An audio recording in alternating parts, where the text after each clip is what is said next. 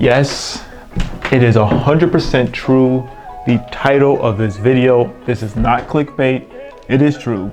The Veloster N is gone, it is sold, and there's another vehicle coming to the channel, which I'll get into that a little bit later. But what is up, guys? Welcome back to the OmegaGreed YouTube channel, where we do a whole bunch of fun things with cars. We learn how to work on all the cars together. Let's jump right into the video. I'm gonna try and do this video in a one-shot take. Let's see if I can do it. But let's jump right into things. Yeah, so officially the Veloster N is gone, it is sold, and there's another vehicle on the channel that is going to be coming up. I did leave a couple hints on my Instagram, so you can go follow me if you want to see what those hints are, but I think you guys will like what is coming next. But the Veloster N, long story short, there's a couple reasons why it was the right time to get out of the Veloster N and to get into something different. So as you guys know, if you're subscribers of the channel, the Veloster N is my wife's car, or was my wife's car. It was her car, 100%. You know, I drove it obviously too. Like, we both drive both of each other's cars and, you know, did content on it, but it was her car. And when she first got it, we were in a completely different mindset, completely different like stage of our lives. We were back on the East Coast, back literally in Buffalo, New York. So if you guys have watched this channel, or if you even watched our old podcast channel, we did videos talking about that when she first bought that car. Her old Jeep Compass died. The transmission basically just like fried itself, and they had to get it fixed, but after that she didn't really care for it anymore. She honestly didn't even like that car that much, and she wanted something a little bit funner, something unique. And that was right when COVID first started, where like used cars even right now, everything's crazy, but that was when it literally like just started, and they weren't even letting people test drive cars at all. So she was looking for different cars, which you can see like the videos that we did on that when we were looking for other cars on the channel. She was looking for something different, but we literally couldn't test drive anything that was used. So that's when we looked at new cars, and she wanted something fun, exciting, and it really came down to between the Veloster N and a Stinger. She was looking at buying brand new, and at the time it just made more sense to get a Veloster N, because she always wanted a manual car. She always wanted to drive manual, learn how to drive stick, and really she wanted something kind of unique. I had an old Veloster, it wasn't even a turbo, like years and years ago. So we were kind of familiar with it, and like this new versions, I mean, it was like, honestly, the Veloster N is still like a great car. So that's what kind of made her get that. It was brand new, had the, you know, the great warranty with Hyundai, and it was just it was a great car. That's the reason why she purchased it. We were back on the East Coast when we still had to deal with winter weather, so that was still kind of in the back of her mind as well, thinking like, okay, it'll still be front wheel drive, so it wouldn't be that bad in the winter time versus something that's gonna be rear wheel drive. Even though I'm still a strong believer, you can drive rear wheel drive inside the summer, well, not in the summer, inside the winter. I did it with a Challenger, like you can totally do it. It's a little bit harder to do. So yeah, so she purchased that car then. Her commute wasn't too bad back when we lived on the East Coast. Yeah, actually, to tell the truth, her commute really wasn't that bad at all. Like, at one point in time, it was like literally like 1 mile away. That was right before we moved out here, and that's when everything changed. So yeah, fast forward some time, we are getting set to move out here. She had her Veloster N. I still had my Focus RS. At that point in time, I literally, like right before I had that, I had 3 other vehicles that I consolidated everything down to just one. I sold the Challenger, sold the Miata, sold the Grand Cherokee, and just wanted to have one vehicle that can kind of do everything. And so we just had those 2 vehicles at that point in time, and that's when we moved out here and we did the cross-country road trip inside the Focus RS and inside the Veloster N. That was one heck of a drive. But yeah, we drove out here, and for like the first, I want to say, couple months, it was still fine. You know, she still had her Veloster N, I still had my Focus, and really, like when we first moved out here, it kind of shifted everything, because like her first job when she first got out here, she had to go to a lot of different places, like far. Sometimes it was like an hour 20 minutes, sometimes closer, like 30 minutes away at one of her jobs. So she got sent off to going different locations a lot of times.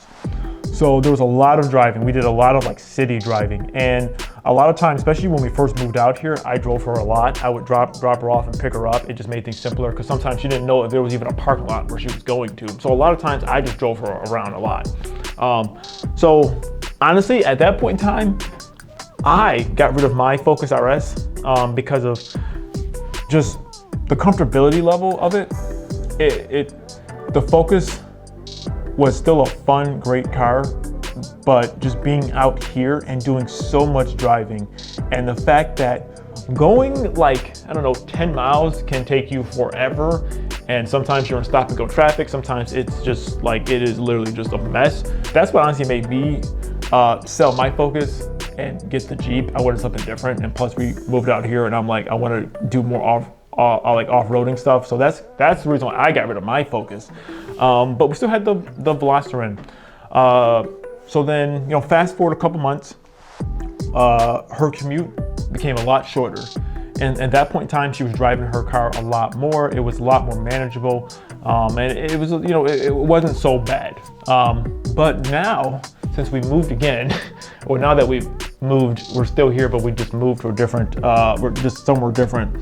Her commute now is still very long, and it is not for the faint of heart, to be very frank. It is not for the faint of heart. I mean, traffic is kind of crazy. Road conditions are very up and down, which is so strange, especially coming from the East Coast when we get snow and like snow plows and like there's potholes and everything like that. But moving out here, there's so many just divots in the road and just grooves and bumps. So when you're driving like in the city, you have no idea if your car will scrape and just rub on stuff. Like you have no idea. So long story short, inside of her Veloster, which we talked about this, I know we did inside like the year update video, and then I also did in like the video I did, I think it was like 3 things I hate about the Veloster N. That was one of the things I did mention. I'm not sure why it scrapes and bottoms out on everything. It is low, but like even compared to my old Miata, like I feel like this thing would bottom out on everything. Even back on the East Coast, like our driveway there, the thing would scrape. Just way more than any other car I've ever been in. I do not know why. To this day, I still do not know why. And it's actually funny, even like on our last drive, when we did sell the Veloster N, driving to the one dealership, it scraped so bad pulling into the parking lot. Like, I literally was trying to go as slow and just try to go at an angle, and the whole thing just completely scraped. I'm just like, this is literally like a nightmare. So that's how you know that you're getting old, when you're like complaining about how low a car is. Because typically you always want to make your car lower, but for me it was just like, this thing it's just too low that I'm like hitting everything, that I feel like I'm damaging the car because it's just scraping on everything. So that really played a big factor into it.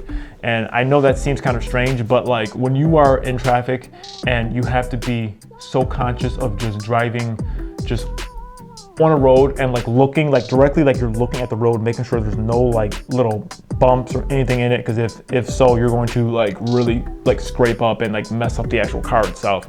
So I know that was just very stressful, even for myself driving it too. Sometimes it just became a lot. You know, honestly though, for it still being a manual car, I still think it was one of like the best manual cars you can drive in the city. I think the manual was actually great. It really wasn't even that. It truly was the fact that it was just so low to the ground. And then also the other thing is though too, when you are spending so much time in the car itself, sometimes you want a little bit more creature comforts. And I can say that about myself inside the Focus. Like when I got rid of my Focus and got something different, I wanted something that's going to be a little bit more comfortable, just because when you are spending that much time in it, you want it to be a little bit more comfortable. I know it's kind of strange. I got a Jeep. Some people say not comfortable at all, but coming from the Focus, like that was just so harsh. Getting into the Jeep, it feels so much better. But yeah, so that was kind of like one of the main reasons why. The vehicle itself though, it's a great vehicle. The Veloster N, like going out in the canyons, going out driving, doing some, you know, just normal spirited driving, it was a blast, and I had so much fun in it. We both had a lot of fun in it. I mean, I feel like we did a lot of stuff honestly like in it. It just come a point in time where sometimes you're just at a different stage in your life and you want something different. And that's kind of what happened. You know, it kind of was like a long time coming because of, even for like both of us, we started driving it less and less and less. And we started, you know, just mainly driving inside the Jeep. Anytime we needed to do anything, we'd take the Jeep, and the Veloster N only really became the car that we would take if we wanted to go out, you know, driving spiritedly, out in the canyons or something like that. So it became more and more apparent that like we just have a car here that's not being used all the time, and especially like now that I got the lift on my Jeep. My wife can't really even drive it to work anymore. It's too big to fit inside the parking garage. So it became very apparent, like, okay, we gotta get, something's gotta change here. But you guys, the vehicle that is coming up though, don't worry. It is for sure gonna be something that's gonna be very exciting. And I think it's definitely a step up and a step in the right direction of still something that is performance, but you know, just a little bit bigger, more comfortable, have a little bit more features. And I personally think it's for sure a move, you know, in the right direction as far as like in the performance ladder. And it's kind of crazy. I was talking about it though too with my wife. She's driven more performance cars than most people have ever driven in their entire lives. Think about that. Like, I'm like, literally, she's driven like more, like not necessarily like crazy horsepower, but like 300 plus horsepower cars than like most other people have ever. So I'm like, yeah, I think, you know, it's totally fine. And it is kind of strange that it's like she's the one who has the less practical car than me. So that is kind of funny. But yeah, so the Veloster N is gone. But what's coming next, I think you guys are gonna like a lot. And we're definitely gonna be doing videos on it. You're definitely gonna be doing some stuff to it, because there's some stuff we want to get done to it as well. And I'm excited for that, because it's going to bring a whole new line of content to the channel, because this channel is all about learning to work on all the cars together and really experiencing different cars, and you know, and just the whole lifestyle of it. So I'm really excited for that. But you know, if you guys want to check out this video right here, this is going to be our review video on the Veloster N. Check this out if you really want to know what I really think about the Veloster N, and I'll see you guys in the next video. See ya.